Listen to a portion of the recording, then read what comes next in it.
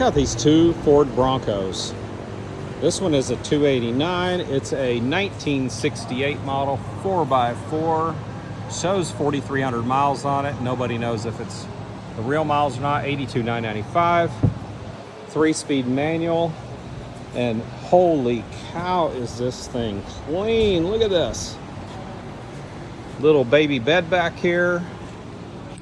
And the inside also very clean. 3 on the tree. That's what I learned to drive a manual transmission on right there in a Ford pickup. Anyway, that's the first one. Let's get over this other one real quick and check out this. This one's super nice. Bright yellow. Looks like my buddy Jason would be driving something like this. 77 model. Shows 56,000, automatic transmission, and 56,995. Pretty nifty vehicle. Tell me what you think about these Broncos.